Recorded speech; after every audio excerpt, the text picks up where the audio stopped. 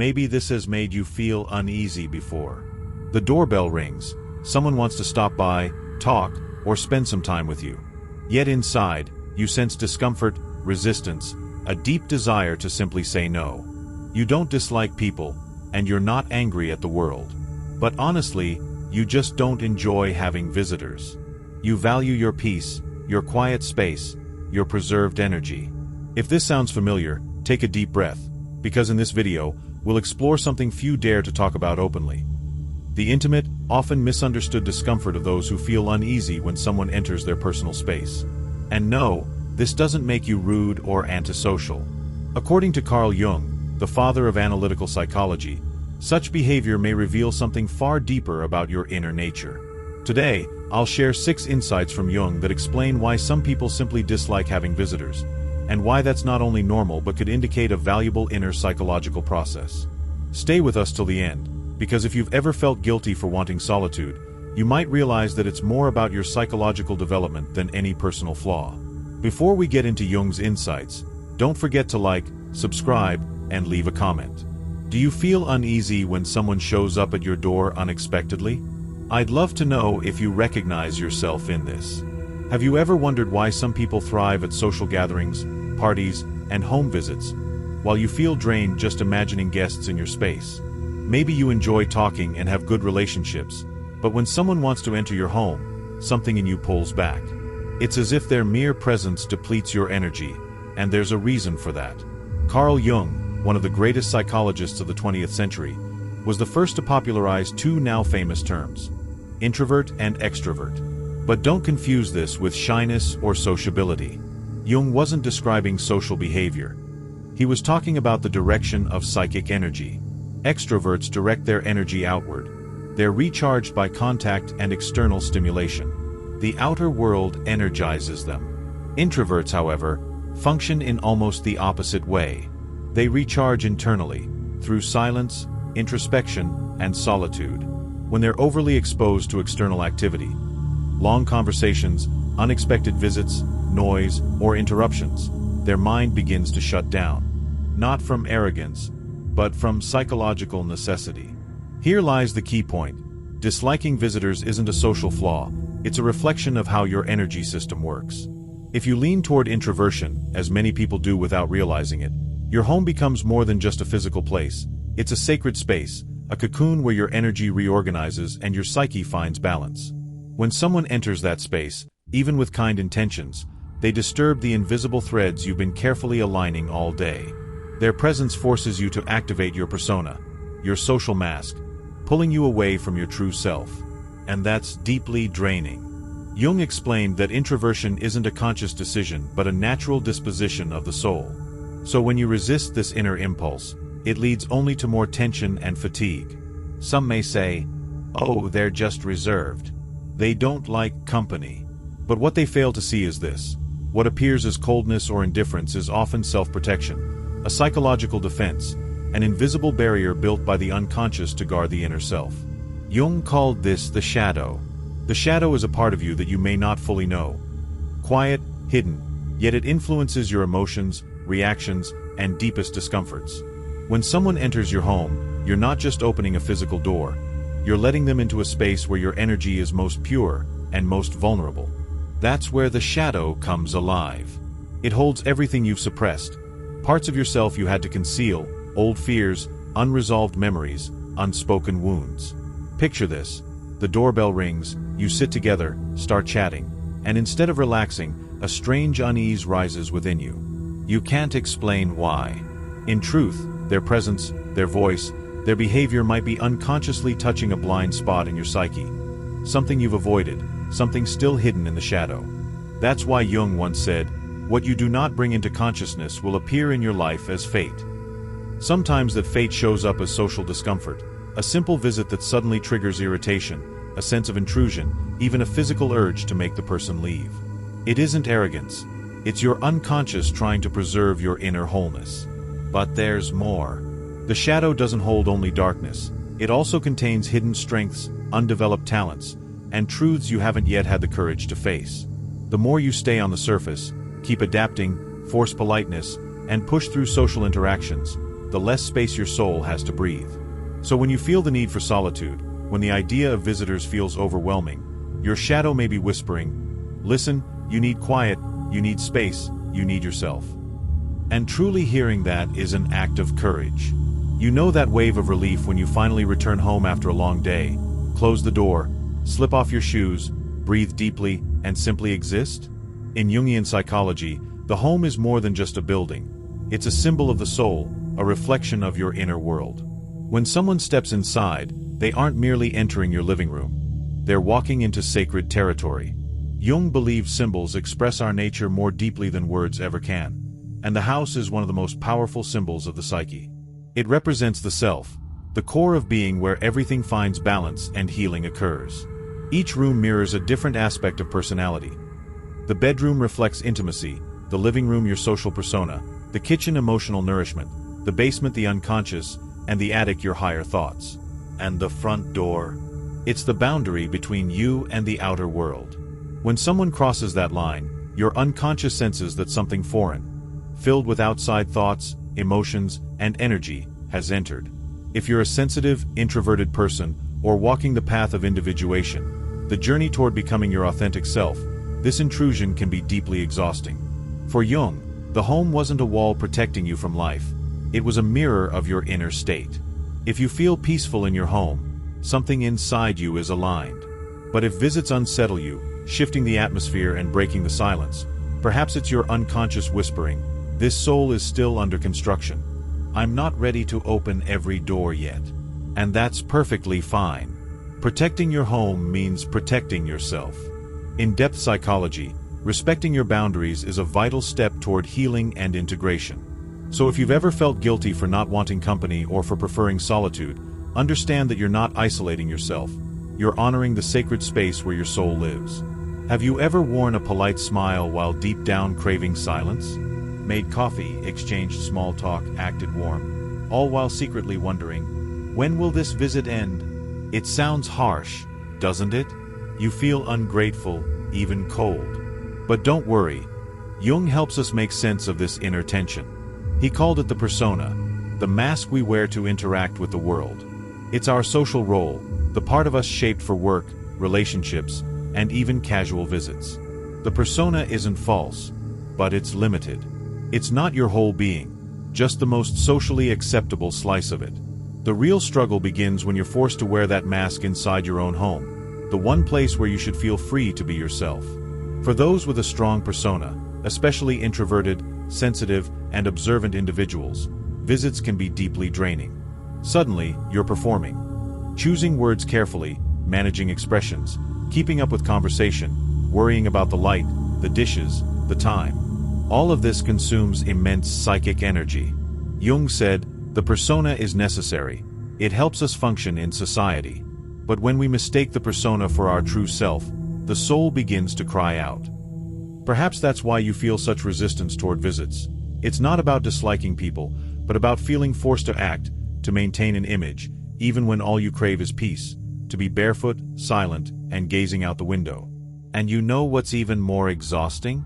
Many people wear this persona for years, even at home, welcoming guests, smiling, chatting, while internally feeling drained, irritated, and depleted. But here comes a liberating truth grounded in depth psychology. You have the right to be completely yourself within your own space. You are allowed to say no to visits, to decline invitations, to be unavailable. Because every time you try to please others, you quietly abandon yourself. There are moments when solitude calls, not out of sadness or rejection, but because your soul longs for silence. Yet in such moments, many people feel strange, even guilty, labeled as antisocial. After all, we live in a culture that praises those who are always social, loud, and present. But Carl Jung saw this very differently. To him, the impulse to withdraw often marked the beginning of one of life's most profound journeys, the path of individuation. Individuation means becoming who you were truly born to be. Not what society expects, not what your parents projected, not the persona you've learned to wear, but your authentic self, with both light and shadow, conscious and unconscious, truth and essence. And this process doesn't happen in noise. It unfolds in silence, stillness, and introspection. That's why discomfort with visitors isn't laziness or instability. It's your soul's way of protecting you, pulling you away from distractions so you can finally hear what's being whispered deep inside. Something within you wants to emerge. But to do that, it needs solitude. Jung said it clearly, loneliness does not come from having no people around, but from being unable to express what truly matters to you.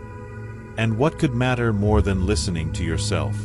How can you possibly do that amid constant chatter, with guests who never leave, in conversations that don't touch the soul? The truth is, some phases of life require conscious isolation, not to escape the world, but to immerse yourself in your own depth. You don't withdraw to disappear. You withdraw so you can return whole, clearer, stronger, more authentic. While the outer world demands attention, events, social duties, conversations, your inner world softly asks for something else. Stay a little longer. Don't open the door yet. Take care of yourself first. Maybe you've already felt it while reading this. That quiet sense of relief, that deep calm when someone finally puts words to what you felt all along but could never explain. Believe it, this discomfort with visitors, this almost physical unease you once saw as a personal flaw, is actually a sign of something sacred. If Carl Jung were sitting beside you right now, with his calm and knowing gaze, he might say, "You are not wrong for wanting to be alone. You are simply listening to the voice of your soul, and that is rare." So let's look at 6 profound insights from Jungian psychology about those who prefer solitude, especially in their own homes.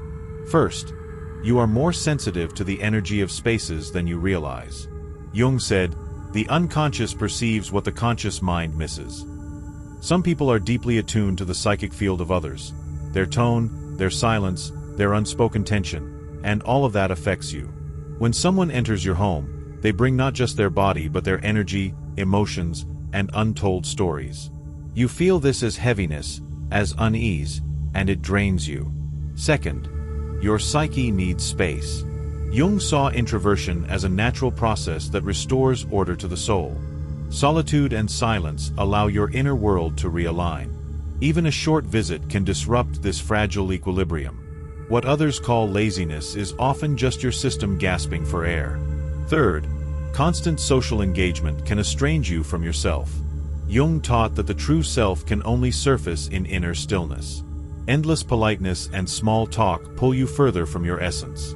It's not that you dislike people, but being with others often means losing touch with who you really are.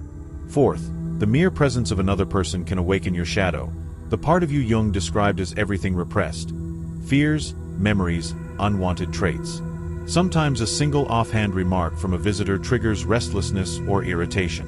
It's rarely about them, it's about what they stir within you, a fragment of the psyche not yet healed or integrated. Fifth, this urge to withdraw might be the beginning of something sacred, your process of individuation. Jung said that individuation begins when you stop living for others' approval and start listening inwardly. When you honor your need for silence, distance, and stillness, not to escape life, but to meet it more truthfully. And sixth, you are finally learning to listen to yourself, to say no without guilt, to close the door without shame, to protect your boundaries without feeling rude. Because every time you're kind when you don't mean it, every smile you force, every gesture you give without genuine energy, you betray yourself to fit into someone else's world. And deep down, you know you can't live like that anymore. It's time to honor your soul. Picture an old man with a white beard holding a lantern as he walks alone through a quiet, dark night, the archetype of the hermit. In Jungian psychology, the hermit symbolizes an ancient universal energy that exists within all of us, even if we rarely embody it. And what does this have to do with your wish to be alone and avoid visitors? Everything. The hermit represents the call to withdraw, not to escape, but to seek wisdom, self-knowledge, and truth.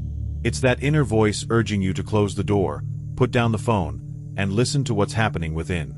The hermit lives in silence because he knows that only in stillness does the brightest light emerge.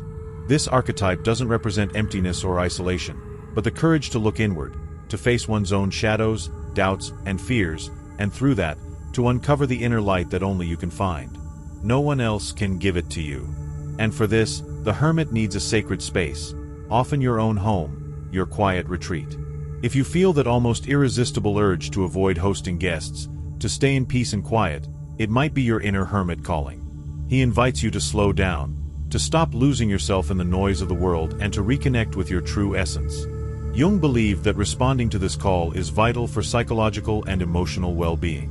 And in a way, following the hermit's path is an act of resistance against the chaos of modern life, superficial relationships, and the endless demand to always be available and social. It's an act of self-love, an expression of care for your soul. So next time someone asks why you prefer solitude or why you don't want visitors, remember the hermit within you. He stands with his lantern, reminding you that true light is born only after you've walked through your own darkness, and it is completely okay to need silence to find yourself again. Have you ever noticed how powerful deep solitude can be when embraced fully? It's not just about being alone, it's about what you do with that solitude. For Jung, the hermit wasn't a sad figure or a social outcast. He was the guardian of inner wisdom. When you follow the hermit's call, solitude transforms into a journey of growth. In that stillness, you find the answers drowned out by the noise of the world. You give yourself permission to feel, to think, to reflect without rush, and your soul begins to heal.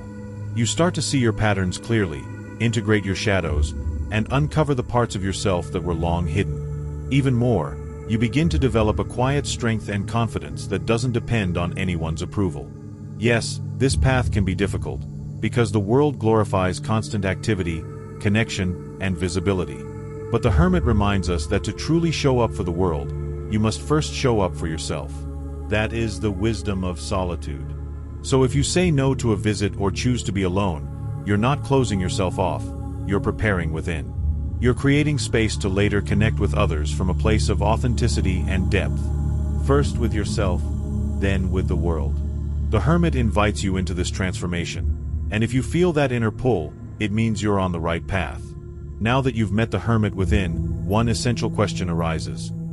How do you balance your need for solitude with your desire for connection? Jung taught that a healthy life doesn't mean rejecting society or isolating completely, but finding a conscious dialogue between the two sides. The hermit calls for silence, withdrawal, and introspection. The outer world demands engagement, expression, and participation. The art lies in honoring your limits without shutting people out, and in avoiding social obligations when you're not emotionally ready. It's a daily practice of listening, to yourself and to life, and of communicating your boundaries clearly. You can create personal rituals that protect your peace. Quiet reading, a walk alone, a morning routine that belongs only to you. And at the same time, choose meaningful connections. People who respect your space and truly nourish you. This balance isn't easy at first, but it's deeply freeing. And most importantly, you don't owe anyone an explanation. You have nothing to justify, your only obligation is to yourself. Society may not understand you, but your soul knows exactly what it needs. Jung said, "Individuation means becoming true to yourself even when the world demands otherwise." So allow yourself to walk this path. Honor the hermit within you, while also cultivating genuine connections that nourish your soul instead of depleting it. Then loneliness will no longer be a burden but a sacred space for renewal. We know holding this balance isn't easy. The world is loud, full of expectations, and sometimes your inner voice judges you for wanting to be alone. But respecting your boundaries is not selfishness, it's an act of deep self-love and care. First, learn to recognize your inner signals. Is your body tired? Your mind scattered? Your mood irritable? These are signs your system needs rest. When you notice them, allow yourself to slow down, even if it means canceling plans or turning off your phone. Second, communicate clearly. You don't owe anyone long explanations. A simple, "I'm staying home today. I need some time for myself," is enough. The people who truly love you will understand. Those who don't, that's another matter. Third, create a sacred space. It could be a cozy corner in your home, a favorite spot in the park, or a morning ritual just for you. This is where you reconnect with your inner being, where your inner hermit feels safe. And finally, be gentle with yourself. Don't expect to always perform or be socially present. You're allowed to simply be. Honoring your longing for solitude means honoring your soul. It's the path toward becoming whole, just as Carl Jung taught. Perhaps now, at the end of this journey, something within you feels touched, something deep and true. And that is the great beauty of Jung's work, the uniqueness of every soul. There is no right or wrong way to be, only your way. If your way means staying home, away from visitors and noise, that doesn't make you strange or unlovable. Jung reminds us that individuation, the process of becoming whole, means embracing all parts of ourselves, even those society overlooks. So when you honor your need for retreat, you're honoring an essential part of your soul. You don't need to fit into external molds to be happy. Your home, your silence, your solitude, these are sacred spaces where your soul renews itself and grows. There, in that intimate quiet, you'll find the strength to meet the world in your own way, with authenticity and inner peace. If you take away just one truth today, let it be this: your way of being in the world is valid. Your love of silence is a legitimate expression of your soul, and it deserves respect, above all, from yourself. We've reached the end of this journey, but in truth, it's only the beginning. Together, we've explored Jung's 6 truths, met the archetype of the hermit, and discovered how solitude can become a source of deep wisdom. Now, I invite you to look inward with gentleness, to recognize that your desire to be alone is not weakness, but a reflection of deep inner connection. That your boundaries are not walls of selfishness, but acts of true self-care. And that right there, in the silence of your own space, lies the possibility to bloom each day, becoming more and more your true self.